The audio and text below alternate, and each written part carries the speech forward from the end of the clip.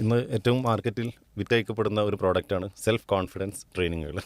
അപ്പോൾ നമ്മളവിടെയൊക്കെ തന്നെ പല ടീമുകളും ഇപ്പോൾ സ്റ്റാഫ് ട്രെയിനിങ്ങിന് വേണ്ടിയിട്ട്, അതുപോലെ തന്നെ സ്റ്റുഡൻസിന് വ്യത്യസ്തമായ സ്ഥാപനങ്ങൾ, പ്രത്യേകിച്ച് പിന്നെ ഈ +2 ഒക്കെ കഴിഞ്ഞ് മറ്റു പല മേഖലയിൽ കൂടെ ഈ ട്രഡീഷണൽ കോഴ്സിനല്ലാതെ പിന്നെ ഷോർട്ട് ടൈം കോഴ്സുകൾക്ക് പോകുന്ന സ്ഥാപനങ്ങൾ, അതുപോലെ പിന്നെ പ്രൊഫഷണൽ രംഗത്ത് പഠിക്കുന്ന കുട്ടികൾ, ഇവർക്കൊക്കെ സെഷനുകൾ വേണ്ടിയിട്ട് സമയം ചോദിക്കുമ്പോൾ ഏറ്റവും കൂടുതൽ നമ്മളോട് ആവശ്യപ്പെടുന്ന ഒരു ധൈര്യമില്ല, ആത്മവിശ്വാസം, സെൽഫ് കോൺഫിഡൻസ്, അതാവട്ടെ നമ്മുടെ ടോപ്പിക്ക്.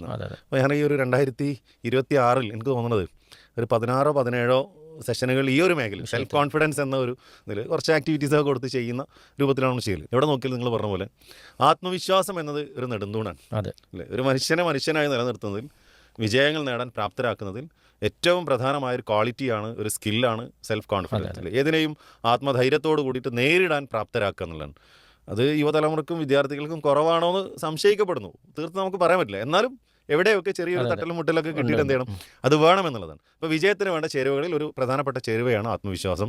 ആ ആത്മവിശ്വാസം ഒരു ദിവസം കൊണ്ട് ഉണ്ടാവുന്നതല്ല. അല്ലേ?